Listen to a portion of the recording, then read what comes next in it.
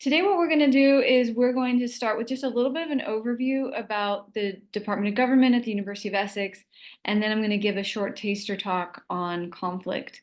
And that will take us to about an hour. Anytime that you have any questions, please put your question in the comment, or you can raise your hand to speak. This is definitely a free-flowing conversation. And I'll leave my email address in case anyone has any questions. And I'll try to leave a little bit of time just to see if there are any questions at the end as well. So let's start with just a little bit of an overview on the department. And I'm going to share my screen and someone can let me know if I'm not quite doing that correctly.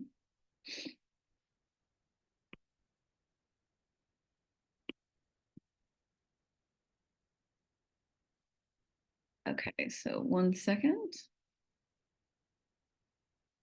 All right, just let me know if you can't see politics and international relations. We can see the screen. It's fine. Sounds like everybody can see it okay. So the Department of Government really is about teaching politics and international relations. We have a major emphasis on our research, and you'll hear the theme of how important research is to the department. We were ranked 6th in the National Research Assessment, that's known as the REF, and that ranks universities across the UK based on what research that they produce. And we've been ranked as high as #1 many times, and this last time we were ranked 2nd in research output. But we're also very committed to teaching, and we've been the recipient of a Silver Award for teaching in 2023.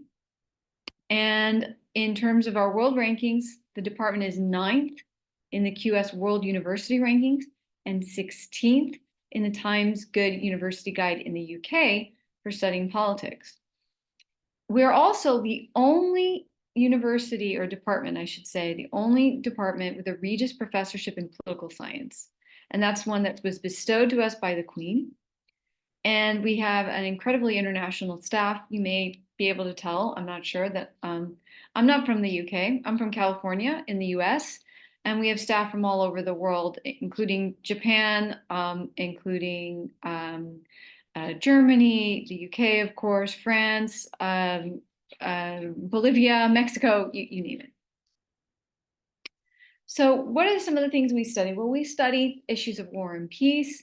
We study the field of winning elections and everything around elections. We study globalization, inequality, wealth, poverty, climate change, international cooperation, and then also issues that are actually related to public policy, such as justice, rights, and power.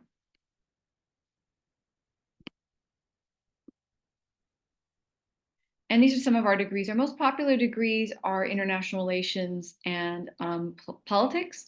But another popular degree is philosophy, politics, and economics, known as PPE. And then we also have some combinations that you could do with business or economics. And I think one of the most important growing fields, especially to employers, is data science. Data science is it's definitely the area of employment that is has the biggest potential for growth, where there's all kinds of jobs available in data science, and there's nowhere else in the UK that's better to study data science than the Department of Essex, the Department of Government at the University of Essex. We have some of the best quantitative scholars here. We have a world-renowned summer school that's only in competition with the University of Michigan, and we are at the cutting edge of studying anything related to data science. So you'd have a big advantage coming out of Essex with a degree in data science. So how our teaching work is pretty similar across the UK. It's that most UK universities, you start with introduction classes. These are typically lectures and discussion sections where you're exposed to different ideas and methods and theories. And then in year 2, you get a little bit more choice and the class size gets a little smaller. And then in year 3, you really have a lot of choice. And this is where Essex really stands out from other departments in the UK, because we offer a wide range of modules. And I'll show you that in a little bit. But you can really take anything that you want, and you can select from just a very wide range of topics throughout your gaining skills development. But we're also trying to help you work on different skills that you need for your employability, making evidence arguments. These are like transferable skills that are important: acquiring data literacy, effectively summarizing and communicating complex information, making oral presentations. And we give you lots of opportunities to hone in on these skills, to unearth them, and for you to be able to communicate these skills that you have to employers. Our commitment to teaching, I've already mentioned, but just to give you a little bit more information on that, in the National Student Survey, we were ranked 20th in the UK. That's up from 25 in 2022. We have 83% positive rating. 95% of students say that we're good at teaching, and 86% of students say that the course is intellectually stimulating. And these are some of the list of modules. This is why there is so much choice. You can take modules in corruption, in authoritarianism, in cooperation and conflict analysis, and international relations, in political economy, in discourse, in mass media, in violent non-state actors, ethics, Sub-Saharan Africa, politics of Asia. You name it, we have a module for it. And we're able to manage that while also being really committed to research excellence. So I think what you can see here in this slide is our research rating in the UK, where we came in 6th and of course 2nd in research output. But if we were to compare ourselves to other universities in the world, you can see this is where we really do well. In political science, in the world university rankings, which have a slightly different methodology than the REF did, the REF did. And you can see, of course, there are universities like Harvard and Oxford and University of Michigan, Princeton, Yale that are ahead of us. But we're also ahead of other Ivy League universities like Dartmouth, like Columbia, like Penn, like Cornell, and also ahead of universities like NYU, UCLA, and so forth. Our department really is a powerhouse when it comes to research, and that's why we've ranked so high on this ranking. And we have all kinds of books and articles in the best top journals that are indicative of this output. We also bring experts to campus.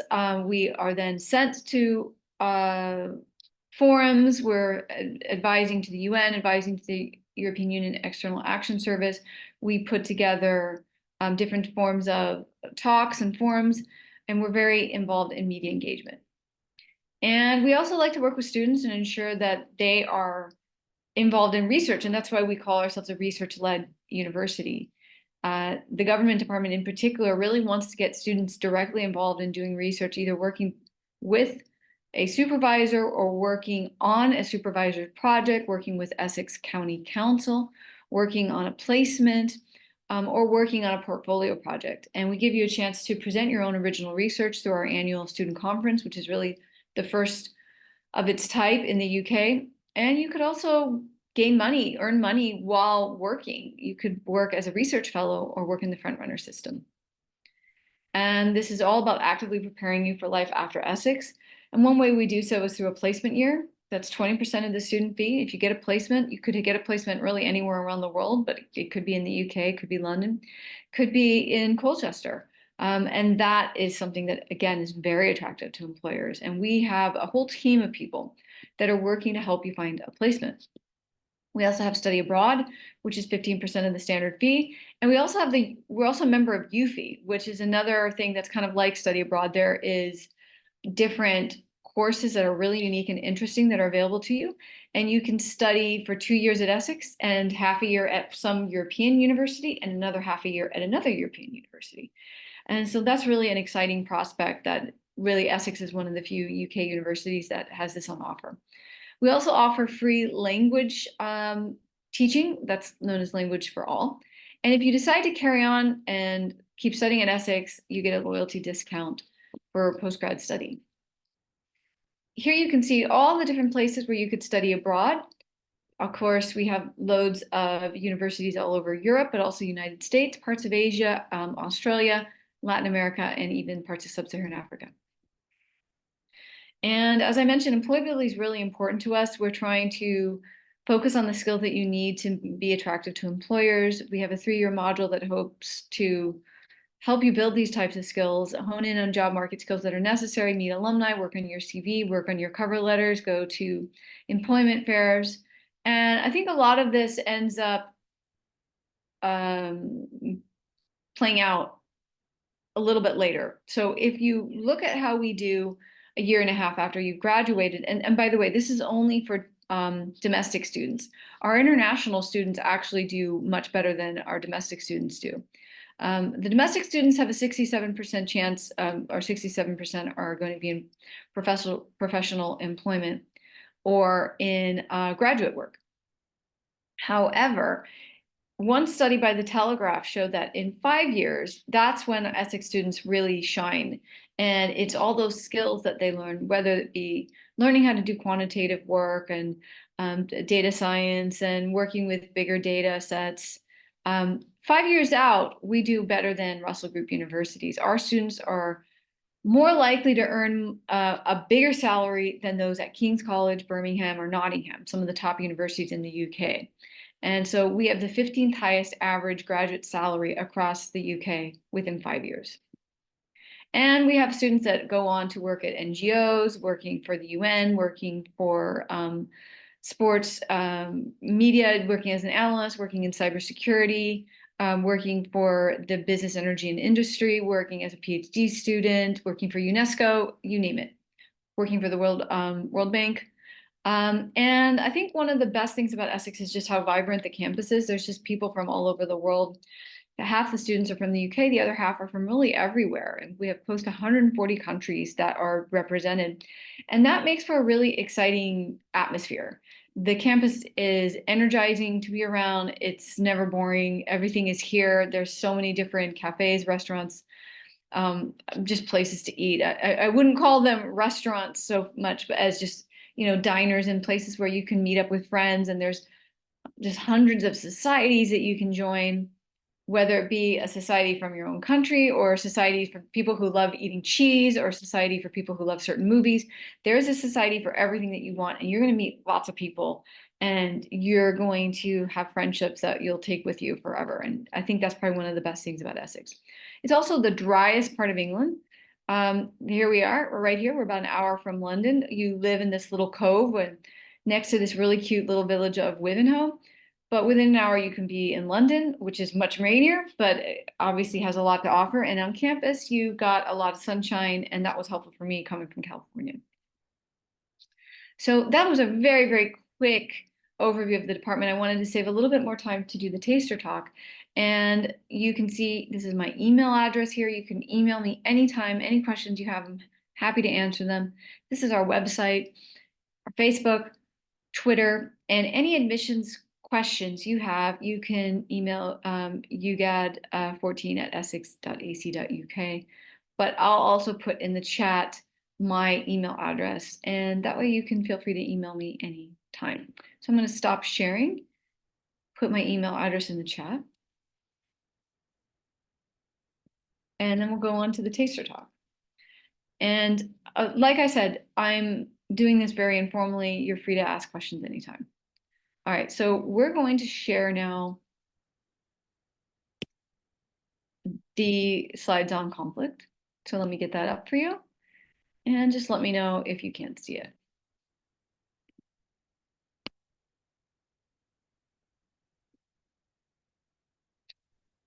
Hopefully you should be able to see these slides. Just let me know if you can't. This is the question today. We're asking, is the world more conflictual today? Is the world on fire right now? Does it seem like there's just conflicts everywhere we go? I mean, it almost seems like it could have been war between Israel and Iran recently. There's a lot going on.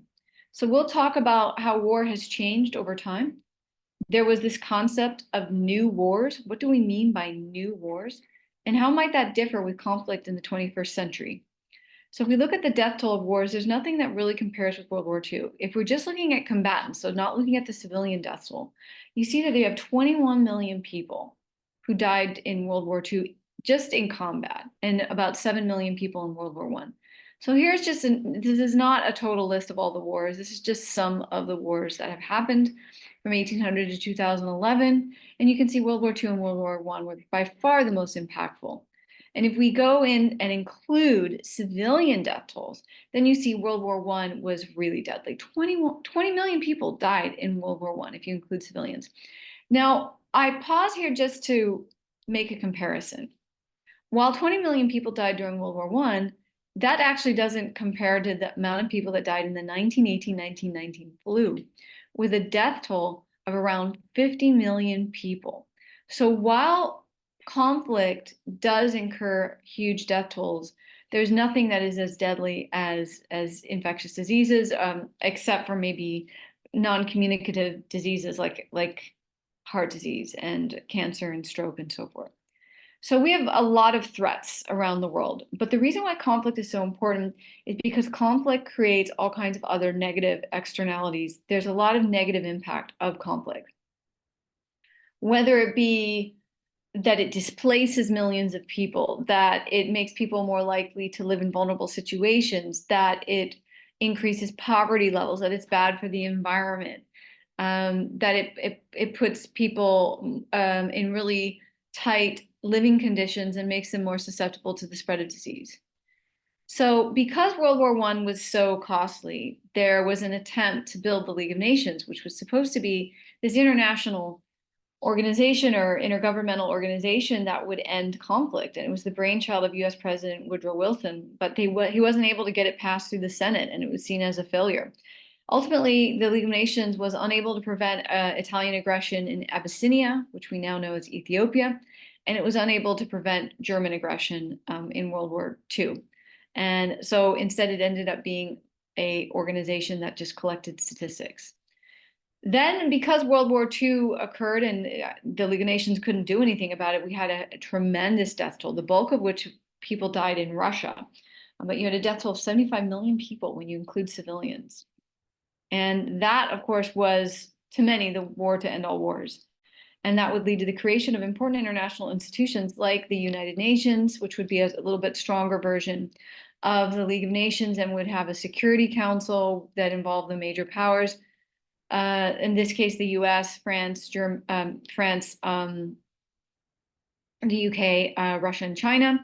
At the point in time, it was the Soviet Union. And that also built important financial institutions like the World Trade Organization, the World Bank, and the IMF.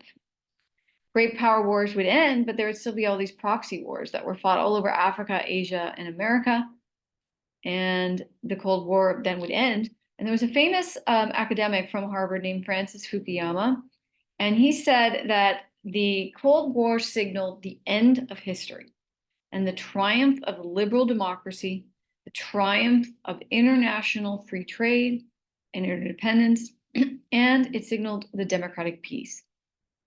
That democracy would spread all over the world, that liberal capitalism would mean that countries would trade with one another and the cost of war would be too high, and we wouldn't see great power war ever again.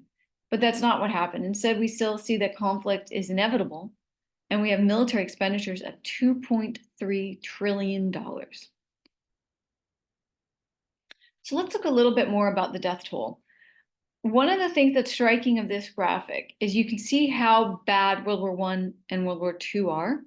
You can also see how much more deadly interstate wars are, war between one country and another country, versus intrastate war, which is civil wars. Civil wars are way more frequent today, but have a lower death toll. And this is when you include combatants only. Now, if we include civilians and we zoom in from 1989 to 2022, we can see a little bit more about the death toll. And what you could see here is that the mid-1990s is when the death toll was at its worst.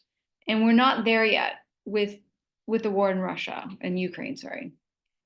The most peaceful period was actually late 90s to the early 2010s. And then here you have what was happening in the Middle East with the Arab Spring, the wars in Yemen and Syria and Libya. And here you have the wars in Bosnia, the Rwandan genocide, the war in Libya, the war in, sorry, not Libya, but Liberia, the war in Sierra Leone, the war in Angola, the war in Mozambique, the war in the Congo. You have the war in Tajikistan, the wars in Afghanistan. So there was a lot going on in the mid-1990s that led to such a huge death toll.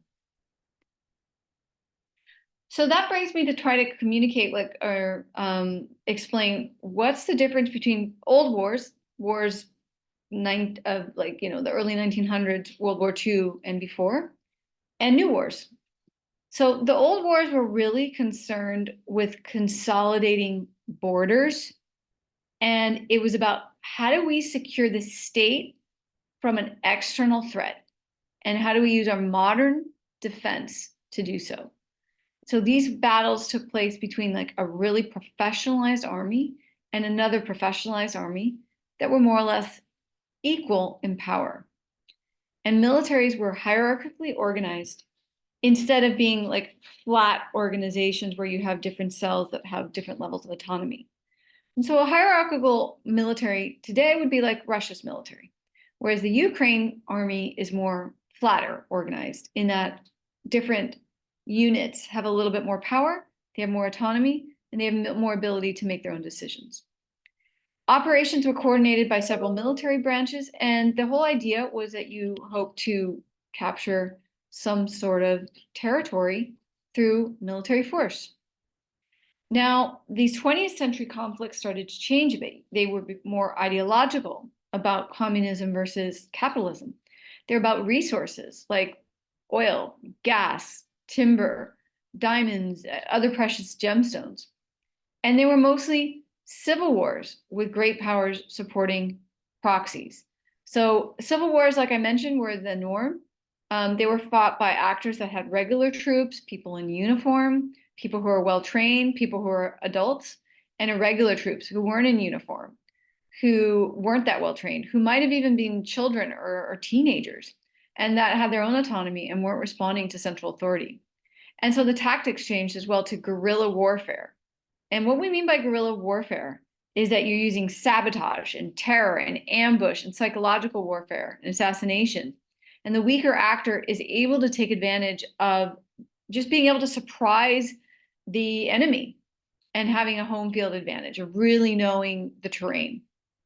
So let's look a little bit about how we got here. What were some of the key events that were happening and how this was leading to change in the way war was waged and fought. So you had the Iranian Revolution, and this is where the Shah of Iran was deposed, and the Ayatollah Khomeini would take over, and a theocracy would be established in Iran. And Shiite revolutions are fomented by the Islamic regime, which would lead to the creation of Hezbollah, which would be an incredibly important force in the Middle East, but particularly in Lebanon. Then you have the Soviets invading Afghanistan in December of 1979, which would lead to 150,000 people killed, but it would create 5 million refugees, and 1 in 3 Afghans were injured. Then you have the US supporting the Mujahideen. Every single cent went through Saudi Arabia to support the Mujahideen that would later turn on the US. And mostly just in anger that the US had invaded Kuwait and it brought US troops to the Middle East, which Osama bin Laden and Al-Qaeda, which was born out of the Mujahideen, didn't like. And the civil war in Afghanistan in the mid-1990s would lead to all kinds of chaos and insecurity. The Taliban would rise to power, being willing to offer security, and it would harbor Al-Qaeda, which would then be able to plot 9/11. And then that would lead to the war on terror, which led to the spending of some $2 trillion by the US. Meanwhile, you have the Great Congo War taking place where no one is paying attention to it. And you have up to 5 million people that died in the mid-19 and late 1990s to 2002. So that brings us to talking about how war has changed during those years. How was war changing during the things that I was mentioning? Well, you have war not really tied to geographical region or location. It becomes very transnational. And you have these new wars which are very low intensity, and they're prolonged. They're going on for a long time. And not that many people are dying per year, but they seem to benefit those that are agents of violence.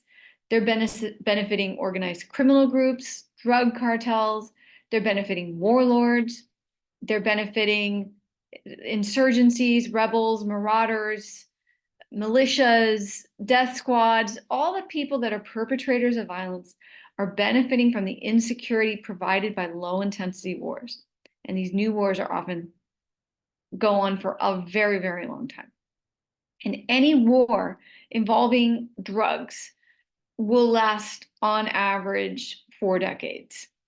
Violent non-state actors that engage in these low-intensity conflicts, and they prefer the status quo to negotiating or mediating. And so then that meant that these wars went on forever. These new forms of violence also have a really negative effect on civilians. They involve mass displacement. We have 36 million refugees, 71 million IDPs, which are internally displaced persons.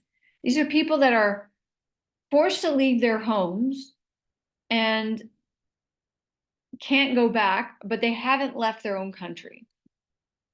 And though participation in war is pretty low, civilians are often the targets, and sometimes they're the practitioners. And so that's really blurred the lines between zones of peace and zones of war. And in contrast, older wars usually just involve military casualties and maybe attacks on infrastructure and transportation infrastructure and industry. And now we're seeing attacks on hospitals, attacks on schools. Civilians are being directly targeted, and these, of course, are war crimes. And if we look at Bosnia, which had a really high percentage of people involved in the war, that was 6.5% of the population was actually directly involved in the war. And that may not sound like a lot, but that actually is a really high number. And we also have, with these new wars, these are hybrid wars. So I want to explain, what do I mean by hybrid war? There's 2 aspects of it. One, it's blurring the boundaries between crime and violence and political violence. Blurring the boundary between what is economically motivated groups are involved in, like organized crime or gangs, and politically motivated groups like terrorist groups, insurgencies. So some of these groups, they're only involved in conflict for profit and maybe just informally. And when this happens, we use the term hybrid war.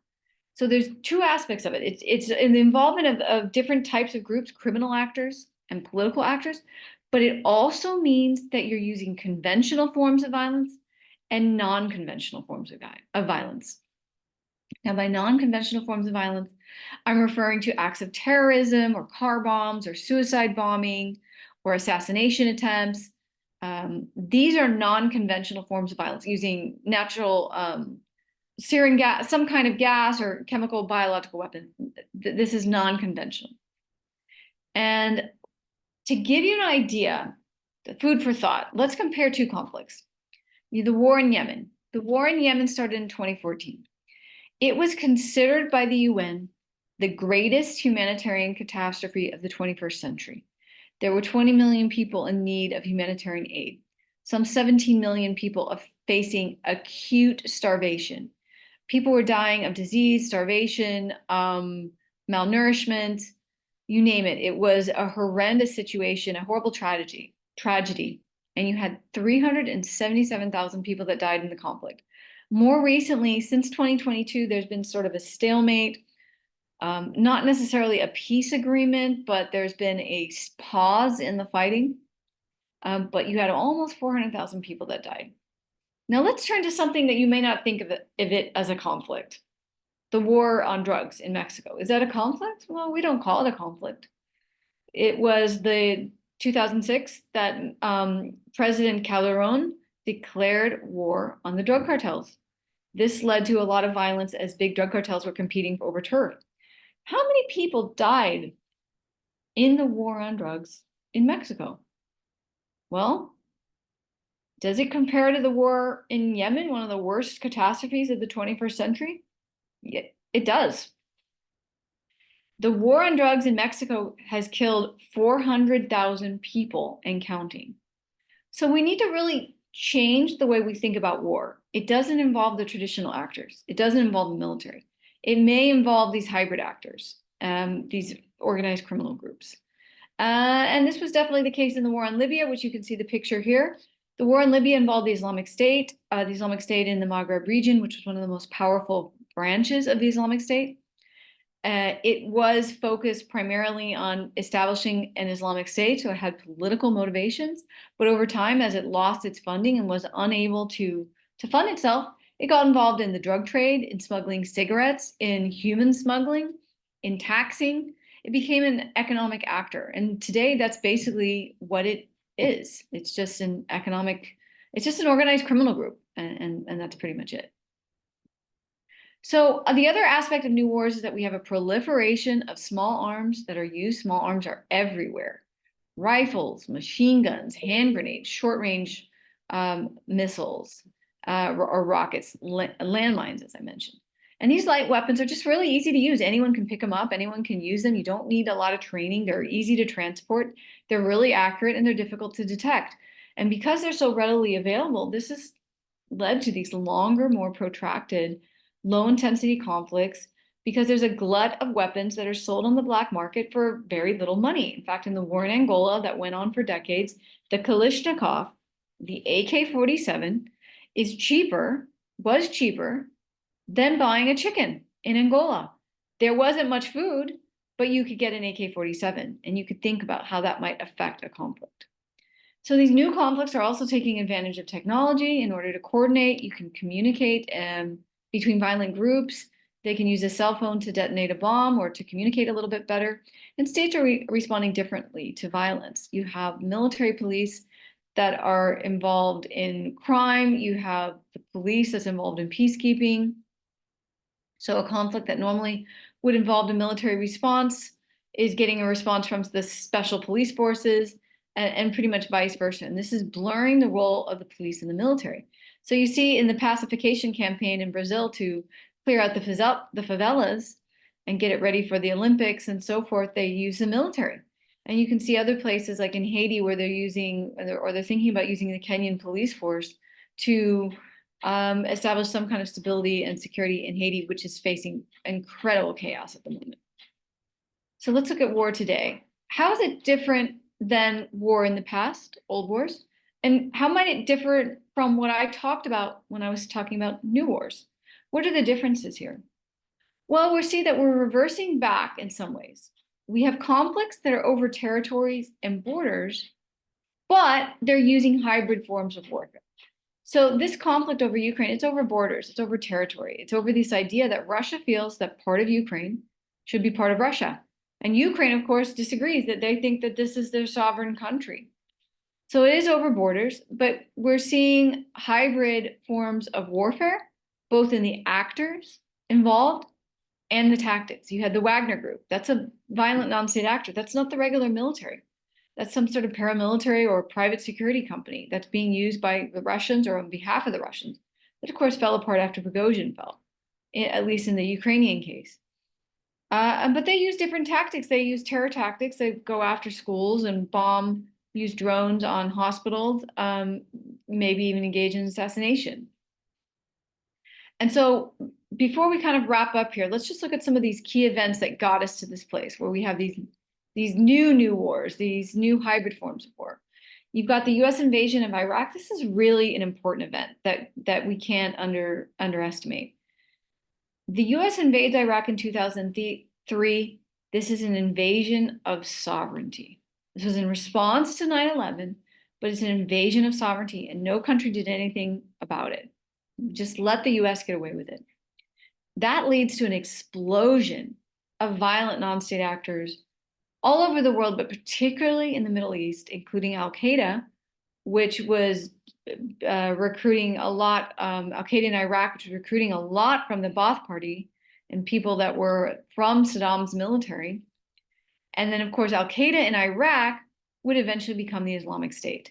And the Islamic State would take advantage of the vacuum in Iraq due to the insecurity and instability there to be able to launch incursions into Syria, which had its own chaos because of its own civil war. In 2008, Russia would invade Georgia and face no repercussions from the West. The Arab Spring would break out. That would lead to more proliferation of violent non-state actors, most specifically the transformation of Al-Qaeda in Iraq to the Islamic State. And then you have wars that break out in Syria and Yemen and in Libya. Russia would invade Ukraine in 2014, making it clear that Crimea is part of its sphere of influence and that the West can't do anything about it. And then Russia would invade Ukraine again in 2022, leading to the death of possibly as many as 360,000 Russians and as many as 200,000 Ukrainians. So let's zoom in here. We're in our last couple slides. We'll have plenty of time to ask some questions if you need. You can see, obviously, this is World War II taking place in Europe and wars in the Korean War. Sorry, this is after World War II. Apologies. World War II you had before. Here you have the Korean War and the Vietnam War. And you have a series of different conflicts going on here. The proxy wars taking place in the Middle East, Latin America, Africa, and Asia and Oceania to some extent. And then you've got 2022. Here are the wars after the Arab Spring. This is the most peaceful period right here. There's definitely been an uptick in the death toll. There's been an uptick in the deaths of combatants and civilians. You've got blue. That's got to be the war in Ukraine. The death toll has risen because of the war in Ukraine. But what is causing this here? That's in Africa. There's actually a conflict that took place in 2022 that led to a bigger death toll than the number of people that died in 2022 in Ukraine. So where is that? I'll let you think to yourself. Where did more people die? Which war was more deadly in 2022 than the war in Ukraine? Well, what war was it? It was the war in Ethiopia over the Tigray region, which accounted for over 100,000 battle-related deaths, even more than the 81,000 deaths that occurred in Russia and Ukraine. And we just had more state-based conflicts, more conflict battle-related deaths in 2022 than in any year since 1994. 55 active conflicts were recorded, 38 conflict-affected countries. 8 of these 55 conflicts were classified as wars. That means there has to be over 1,000 battle-related deaths in one calendar year, and that then makes the conflict classified as a war. And in Gaza, you've had over 30,000 people that have died since October 2023. So that is definitely no longer a conflict, but it is a war. All right, I'm going to stop there, end the slides, and stop the share. And we'll see if you have any questions. And it can be about studying in the UK. It can be about studying at Essex. It can be about the taster talk, whatever you want. Okay, thank you so much. I will ask them if they have any questions. はい、皆さん、今ですね、プレゼンが終わりました。エセックス大学のことであったり、大学に関すること、もしくは、先ほどのプレゼンテーションに関してですね、何かご質問がある方は、チャットの方に入れていただくか、ミュートの解除要請していただいて、こちらでミュートも解除しますので、直接質問していただいても問題ありません。So we have a question here in the chat. Yeah, it says, how might history and international relations courses differ? It just differs in what you're taking. You would be taking history courses in history, of course, and you would be which goes over events and timelines and so forth. And this talk had a little bit of a history element to it. And international relations courses, you're looking at larger data sets. It's also the methods that is different. So a history scholar gains a lot of skills because they have to meticulously go through archived material, going into the library, looking at old texts, and trying to trace and understand how an event has happened and how we can add to our interpretation of that event. Political science goes through lots and lots of cases, some which could be very current, some which could be older, but we're looking at a lot of data and we're using advanced statistical modeling to understand the patterns of the behavior. So that would probably be the most notable reasons in the way that they differ. It's a little bit the topic, but also the methods that we use to understand the way the world works. Thank you so much. そうですね、今ご質問いただいたのがですね、歴史を勉強するのと、国際関係学を勉強するのにですね、何か違いがありますかというご質問をいただいたんですけども、教授の方からは、やっぱり歴史を勉強される場合はですね、やっぱりログを戻っていただいて、図書館とかでいっぱい文献を見てもらって、過去のデータに戻っていくっていうのが、基礎になるっていうところなんですけども、やっぱり国際関係学を学ぶ際にはですね、過去に起こった、そういった今回の、お話のような紛争であったりとか、戦争であったりとかを戻ることもあれば、今常に起こっていることに対して、やはりデータなどを使ってですね、いろんなアプローチを取っていくというところで、また違ったメソッドで勉強するという意味でも違いが出てくるというふうにおっしゃってます。はい、質問ありがとうございました。So I have a question as well. So I think students are encouraged to participate actively in a lecture. So do you sometimes change the topic to talk about in the class because of what's happening in the world, maybe? A little bit. So I have actually one module that I teach today that it's called International Current Affairs. And every week will be based on what is currently going on in the world. So that one is very dynamic. But in another modules that I teach, I might talk briefly about how a current event relates to something that we're talking about. And students are free to ask any questions that they want. Students are encouraged, of course, like you said, to participate. And so they could bring up something that's going on currently that they want to talk about. And that gives students a lot of freedom to shape what they want to be learning about. It's really in their own hands in some ways. If they want to talk about certain things, I wouldn't stop them from talking about it. Thank you. そうですね、今 As ちょっ long と as it's related to the Yes, module. of course, thank you.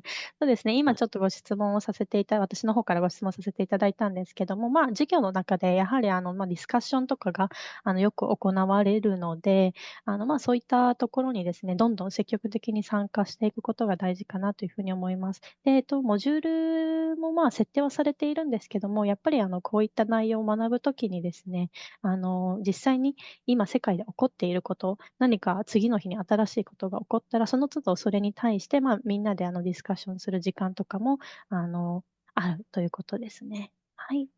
他に何かご質問ございましたら、チャットの方に、はい、送っていただければと思います。大学のことでも全然構いませんので、どうぞ、日本語でも英語でもどちらでも大丈夫です。Seems like there is no question at the moment. Has shared my email address, so I'm Yes, happy to yeah. answer I think they can actually come back to anything that you. comes up. Maybe people might not think of anything right now, but happy to answer questions later. Okay, thank you so much. そうですね、Oh, there's a question about there's a question. employability. Yes. I think most students will enter NGO or nonprofit organizations, but there are students who enter companies. Yeah, all the time. Actually, with a government degree, we have students that end up working for banks, could be an international organization, or it could be working in finance, because the skills that you learn with a politics degree at Essex, we give you a lot of quantitative skills. So you learn how to work with data and analyze data. And so like, let's say you're working for a bank and they want to understand the risk of investing in certain countries. And they should say, well, can we invest in this country? Are they likely to have a coup? Or you might need someone with a politics background that also understands how to work with data. So it's actually not most that end up working for nonprofits. They tend to go on into a lot of different careers.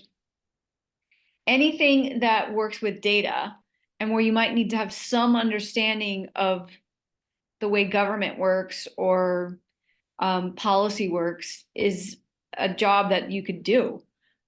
So you could end up working for your own government because you would be really skilled to look through big data. So I'll just give you an example. In the country of Colombia, they had really, really high crime rates, and they couldn't figure out could they do anything? Was there some kind of policy that they could do to reduce the crime rates?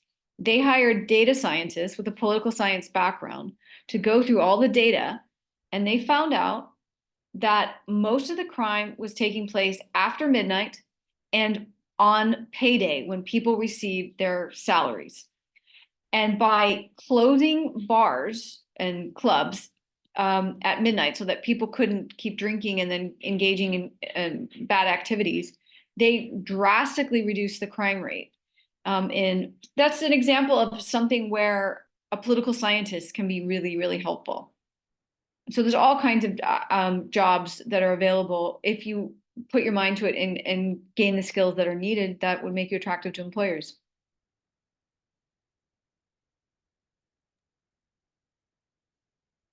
Thank you so much. That was very interesting, actually.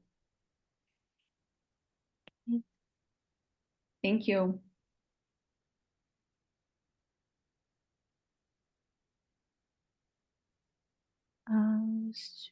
See.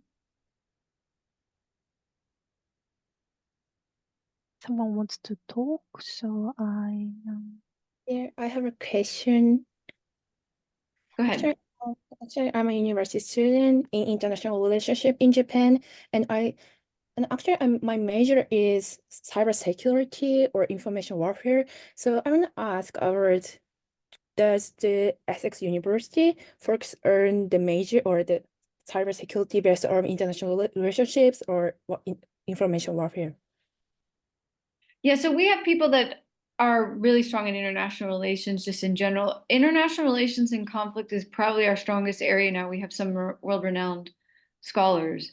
And some of them are looking into cybersecurity and information warfare because that's what's the cutting edge of this is the new frontier of international relations. And so you would have the guidance that you would need to be able to conduct important research, because at the end of the day, if you're going for your master's and you're trying to do an important study on cybersecurity, you would have the guidance that you would need to be able to use the appropriate methods to study this and to be able to come up with a study that would be impactful and interesting to employers. Thank you. You.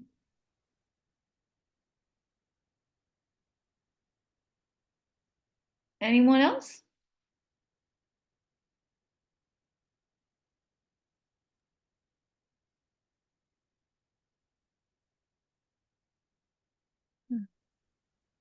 Well, they're very good questions. Okay, I think it's okay for now. So Yeah. If anyone wants to talk to you or ask you a question, they can contact you, right? Feel free. I'd be happy to answer any questions for you, even if it's just about studying in the UK. Happy to answer that as well. Thank you so much. はい、それではですね、一旦質問もないようなので、一度ナターシャ教授にはここで終了ということにさせていただきます。もし何か後からですね、質問が出てきたりとかってことであれば、先ほどシェアしていただいたEメールアドレスの方で送っていただければ質問に答えますということでおっしゃってくださっているので、ぜひ、はい、連絡してみてください。Okay, thank you so much. So I talked to Aisha in the beginning, so maybe she will briefly talk about something else. So